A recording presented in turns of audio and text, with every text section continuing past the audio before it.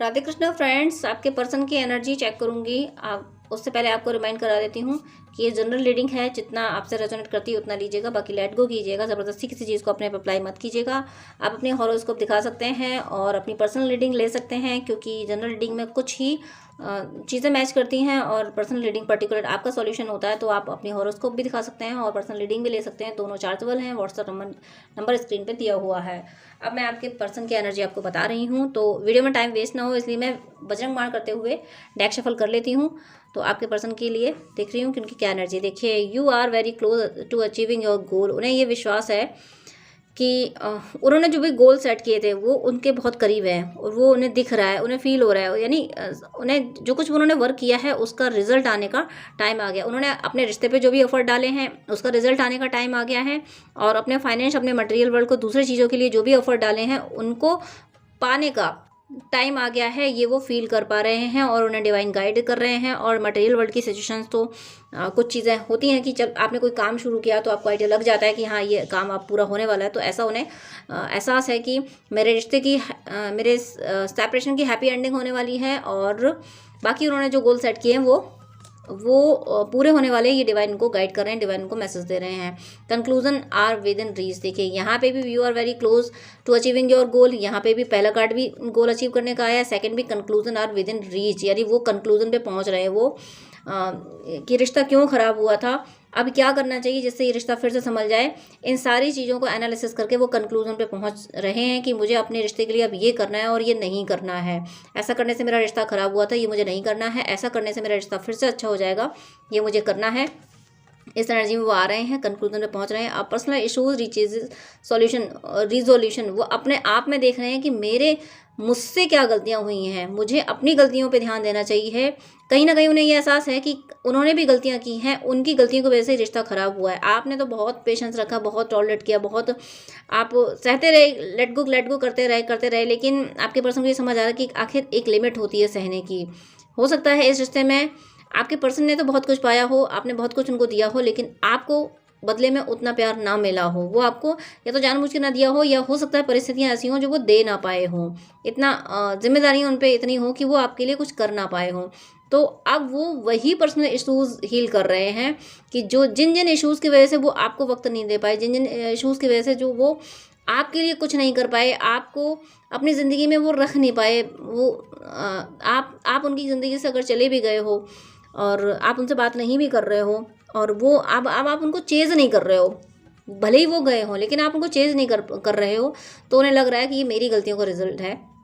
मैंने ही ऐसी गलतियाँ की, मैंने ही किसी रिश्ते पे अगर मैं अटेंशन नहीं डालूंगा, मैं ध्यान नहीं रखूंगा, तो वो रिश्ता तो एक दिन मेरे से जाएगा ही, वो पर्सन तो मेरी ज़िंदगी से जाएगा ही। और यही मैंने किया है जिसकी वजह से मेरा पर्सन मेरी ज़िंदगी से गया है। इसीलिए मेरा पर्सन अब मुझे चेज़ नहीं कर रहा है। ये बात वो फील कर रहे हैं, उन्हें इस बात का एहसास है, इसीलिए वो खुद पे वर्क कर रहे हैं, अपनी खामियों को दूर कर रहे हैं। It's time to release negativity. देखिए, अपनी खामियों को दूर कर रहे हैं। उस टाइम पे डिवाइन ने कार्ड भी मुझसे यही कहलाया, अपनी खामियों को दूर कर रहे हैं, और कार्ड भी यही दे दिया कि it's time to release negativity. अपनी नेगेटिविटी को, यानी अपने दोषों को मिटा रहे हैं कि पहले मैं खुद को सुधार लूँ, उसके बाद तो मैं अपना रिश्ता सुधारूँ। Emotions running high. देखिए, इसीलिए खुद को संभाल रहे हैं, कि सुधार रहे हैं, क्योंकि उनके इमोशंस बहुत बहुत हाई हैं। वो आपको बहुत मिस कर रहे हैं, बहुत आपके बारे में सोच रहे हैं। वो सोते जागते आपके बारे में ही सोचते, चाहे कुछ भी काम करें लेकिन उनके मन में आप ही रहते हो। इसीलिए वो अपने पे वर्क कर रहे हैं, अपने को वो ऐसा बनाना चाहते हैं जैसे आपको पसंद हो। जो आपको पसंद नहीं है वो बिल्कुल नहीं करना चाहते, जो आपको पसंद है वो हमेशा वो करना चाहते हैं। इसीलिए वो खुद को बदल रहे हैं। देखिए, the end of a tough cycle approaches. Tough cycle का, आपके सेपरेशन का एंड बहुत करीब है, बहुत करीब है। देखिए, वो कार्ड का सीक्वेंस जो आता है, डिवाइन एक के बाद एक डिवाइन सेट कर देते हैं कार्ड। इमोशंस इतने हाई हो रहे हैं उनके। देखिए, अपनी नेगेटिविटी को ख़त्म कर रहे हैं, पर्सनल इश्यूज़ को रिजॉल्व कर रहे हैं, नेगेटिविटी रिलीज़ की। और यहाँ पे इमोशंस हाई हैं, इसीलिए वो ये सब कुछ कर रहे हैं। और नेगेटिविटी रिलीज़ हो रही है इसीलिए, और उनके इमोशंस आपके लिए हाई हो रहे हैं। और इस सेपरेशन का एंड अब बहुत करीब है। End of tough cycle approaches. उनके पर्सनल लाइफ में जो भी इश्यूज थे, जो भी टफ साइकिल थे, वो भी खत्म होने। Balance, spirituality and practicality. अब वो स्पिरिचुअल पाथ पे भी आ गए हैं। अगर ये डिवाइन मैस्कुलिन है, आप ट्विन फ्लेम जर्नी में हैं, तो डिवाइन मैस्कुलिन मटेरियलिस्टिक हो जाते हैं, लेकिन अब उन्हें एहसास है कि नहीं मुझे भक्ति भी करनी चाहिए, तो अब वो स्पिरिचुअल प्रैक्टिसेस भी कर रहे हैं, चाहे नाम जब पूजा पाठ मंदिर जाना कुछ भी कर रहे हो, लेकिन स्पिरिचुअल प्रैक्टिसेस वो कर रहे हैं, अपनी लाइफ में बैलेंस ला रहे हैं। उन्हें ये एहसास है कि मैंने कहीं ना कहीं संसार को ज़्यादा ध्यान दिया और संसार बनाने वाले पे तो मैंने ध्यान दिया ही नहीं। नेक्स्ट उनकी फीलिंग है the answer you need are coming. वो आपसे बात करना चाहते हैं, वो उन्हें फील है कि कहीं ना कहीं जब तक वो बात नहीं करेंगे तब तक चीज़ें ठीक नहीं होगी, और होता ही है कि जब तक कोई सामने वाला बात ही नहीं कर रहा है तो क्या चीज़ें ठीक होंगी। तो the answer you need are coming. वो कह रहे हैं तुमने जो मुझसे पूछा था, तुम जो चाहते हो ना, वो आंसर तुम्हें मिलेगा। वो आंसर वो अपने अपने परफॉर्मेंस से भी देंगे और अपनी बातों से भी देंगे। आपने उनसे जो भी एक्सपेक्ट किया था, जो कुछ भी कहा था, तो उसके आंसर वो आपको ज़रूर देने वाले हैं। वो कह रहे हैं the answer you need are coming. तुम्हें जिन आंसर्स की ज़रूरत थी, तुमने मुझसे जो सवाल किए थे, उन सब के आंसर मैं तुम्हें बहुत जल्दी देने वाली हूँ। Hold your vision. अपने विज़न को छोड़ना नहीं। वो कह रहे हैं कि आप सपनों को छोड़ना नहीं। जो तुमने मेरे साथ सपने देखे थे वो सपने ज़रूर पूरे होंगे, और मैंने उन सपनों को गिव अप नहीं किया है। अब आज भी वो सपने मेरे दिल में ज़िंदा है। मुझे वो सपने पूरे करने हैं, मुझे तुम्हारी हर बात का आंसर करना है। Surrender to divine. और ये सपने हमारे डिवाइन पूरे करेंगे। डिवाइन को सरेंडर किया है कि ईश्वर हमारे सपनों को ज़रूर पूरा करेंगे। Luck is on your side. वो कह रहे हैं कि तुम मेरा भाग्य हो। तुम जब से गए हो तब से मेरी ज़िंदगी में सब कुछ उल्टा पुल्टा हो रहा है, तुम ही मेरा भाग्य हो। ये उनकी फीलिंग है, और अपने गुड लक को वो जाने नहीं दे सकते, इसीलिए अपने पे इतना एफर्ट डाल रहे हैं। अब मैं एक और डेक से ज़रा चेक करती हूँ कि और क्या उनकी फीलिंग है, क्या थॉट है उनकी। और देखिए, लीव फॉर नाउ। वो कह रहे हैं अब जो कुछ हो गया है, अभी तक जितना हमारे बीच डिस्टर्बिंग हुआ उसको खत्म करो, छोड़ो। वो भी छोड़ रहे हैं, उन्होंने लेट गो कर दिया है। जो कुछ भी आपके बीच कॉन्फ्लिक्ट हुआ था, उस कॉन्फ्लिक्ट को उन्होंने उस आर्ग्यूमेंट को उन्होंने लेट गो कर दिया कि ख़त्म करो, अब कब तक हम उसी को और देखिए। इसीलिए ख़त्म किया क्योंकि वो ट्रांसफॉर्म हो रहे हैं, उन्हें समझ आ रही है। आपने अगर कुछ ट्विन फ्लेम जर्नी के बारे में कुछ बताया होगा, नहीं भी बताया होगा, तब भी डिवाइन उनको ये गाइडेंस दे रहे हैं कि कब तक उन्हीं बातों को पकड़े बैठे रहोगे, एक दिन तो तुम्हें बदलना पड़ेगा। तो कहीं ना कहीं आपके पर्सन मुझे बदलते हुए फील हो रहे हैं, वो ट्रांसफॉर्म हो रहे हैं, और ट्रांसफॉर्म हो रहे हैं तो पॉजिटिवली हो रहे हैं, स्पिरिचुअलिटी की ओर जा रहे हैं। दूसरे कार्ड से आए था कि वो स्पिरिचुअलिटी और प्रैक्टिकलिटी में बैलेंस बना रहे हैं, वो ट्रांसफॉर्म हो रहे हैं, इसलिए ये सब कर रहे हैं। पेशेंस उन्होंने बना के रखा है। उन्हें पता है कि मेरा रिश्ता संभलेगा ज़रूर, क्योंकि उन्हें अपने प्यार पे भरोसा है। उन्होंने भी आपसे सच्चा प्यार किया था और आपने भी उनसे सच्चा प्यार किया, तो उन्हें इस प्यार पे भरोसा है। डिवाइन ब्लेसिंग्स दे रहे हैं, और डिवाइन से वो प्रे कर रहे हैं, ईश्वर से प्रे कर रहे हैं कि हे ईश्वर, हमारे रिश्ते को फिर से संभाल दीजिए। तो और उन्हें विश्वास है कि ईश्वर इस रिश्ते को फिर से संभालेंगे। कहीं ना कहीं से उनको ड्रीम से या किसी तरीके से साइन मिल रहे हैं। उन्हें ये डिवाइन पर ट्रस्ट होता जा रहा है कि हाँ, डिवाइन वर्क कर रहे हैं, हमारे लिए कुछ ना कुछ कर रहे हैं। Gita the absolute truth.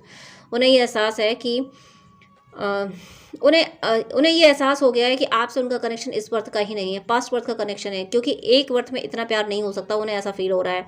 उन्हें ये लग रहा है कि ज़रूर पिछले जन्मों से आपका कोई उनसे नाता है। तो आपके बारे में हो सकता है वो वीडियोज़ वगैरह जो आते हैं ट्विन फ्लेम जर्नी के वगैरह, इस तरीके की बातें वो प्रेडिक्शन भी देखते होंगे वो, कि लव लाइफ में क्या हो रहा है, अपनी जॉडियक भी देखते होंगे। इस तरीके से वो देख रहे होंगे, क्योंकि वो उन्हें ट्रस्ट हो रहा है कि हाँ, हमारा रिश्ता इस जन्म का नहीं है, पिछले जन्मों से हम मिलते आए हैं। सरेंडर, यहाँ भी सरेंडर आया है, उस डेक में भी सरेंडर था, यहाँ भी सरेंडर। वो डिवाइन को सरेंडर किए हुए हैं कि हे ईश्वर, हमारे रिश्ते को तुम ही संभालोगे, तुम्हें ही संभालना है।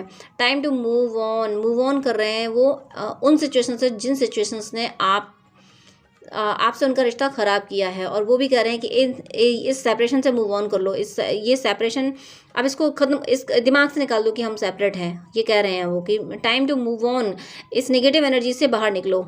खुद को निकाल रहे हैं और आपसे भी एक्सपेक्ट कर रहे हैं कि आप भी जो कुछ भी नेगेटिव आपके मन में उनके लिए थॉट है वो निकाल दो। और वो भी कह रहे हैं कि टाइम टू मूव ऑन, अब इन नेगेटिव सिनेरियो से निकलने का टाइम आ गया है। Be humble. वो आपके लिए बहुत हम्बल हो रहे हैं। उन्हें बहुत दया आ रही है, बहुत प्यार आ रहा है आप पे, कि कहीं ना कहीं आपने उनके लिए बहुत कुछ किया है। फिजिकली ना किया हो, एनर्जी से किया हो, पूजा पाठ जब तक किए होंगे, आपने उन्हें जैसा प्यार दिया वैसा कोई उन्हें दुनिया में प्यार नहीं दे सकता। इसलिए उन्हें आप पे दया आ रही, तरस आ रही, प्यार आ रहा है कि अरे, आपने उन्हें के लिए क्या किया था और वो आपके लिए उतना नहीं कर पाए। डेथ, वो चाहते हैं आप ये ख़त्म हो। उनका भी कहीं ना कहीं ईगो डेथ हुई है, ईगो की। और जो ओल्ड साइकिल चल रही है, जो अभी तक चल रहा था पैटर्न, उनका थिंकिंग पैटर्न और आपकी उनके बीच में जो भी ऑन एंड ऑफ जो कुछ भी सिचुएशन चल रही थी, उन सब का एंड होने की वो दुआ कर रहे हैं। और उन्हें बिलीव भी है कि ये जो साइकिल चली आ रही है सेपरेशन की, ये साइकिल अब बस ख़त्म होने ही वाली है। इस बात पे उन्हें विश्वास है, उन्हें ईश्वर पे विश्वास है कि बस अब हमारा मुश्किल समय जाने ही वाला है। फ्लो विद द रिदम, विश्वास है, इसीलिए वो फ्लो विद द रिदम, यानी ईश्वर की प्लानिंग में को पूरी तरह से एक्सेप्ट कर रहे हैं। उन्हें डिवाइन पे बहुत ट्रस्ट होता हुआ मुझे यहाँ दिख रहा है, डिवाइन पे बहुत ज़्यादा, क्योंकि डिवाइन ने कुछ ना कुछ गाइड किया है। वो कुछ अगर डिवाइन से पूछते हैं, अपने अंदर कुछ बातें करते हैं, तो उन्हें ईश्वर कहीं ना कहीं से आंसर देते हैं। तो उन्हें अब ये समझ आने लगी है कि अरे मेरे मन में जो चल रहा होता है वो चीज़ सामने से आ जाती है। तो कहीं ना कहीं मैनिफेस्टेशन उनका इंक्रीज़ हुआ है। डीएफ के साथ भी ऐसा होता है कि मैनिफेस्टेशन इंक्रीज़ हो जाता है। वो सोच रही होती है, वो सामने होने लगता है, घट जाता है वो। तो वो उनके साथ भी हो रहा है, इसीलिए उन्हें आप यूनिवर्स से बहुत बिलीव है और इसीलिए वो go flow with the rhythm में है। Ask for God's grace and help, वो ईश्वर से हेल्प भी मांग रहे हैं और कह रहे हैं ईश्वर हमारे रिश्ते पे अपनी कृपा कीजिए, हमारे रिश्ते को बचाइए। तो ईश्वर उनके रिश्ते को, आपके रिश्ते को बचा रहे हैं, क्योंकि वो ईश्वर से प्रे कर रहे हैं, ईश्वर को सरेंडर किया हुआ है, फ्लो विद द रिदम में है वो। इसीलिए यहाँ डिवाइन का इंटरवेंशन है, आपके रिश्ते को डिवाइन खुद बचा रहे हैं। God bless you. जय श्री राधे कृष्णा।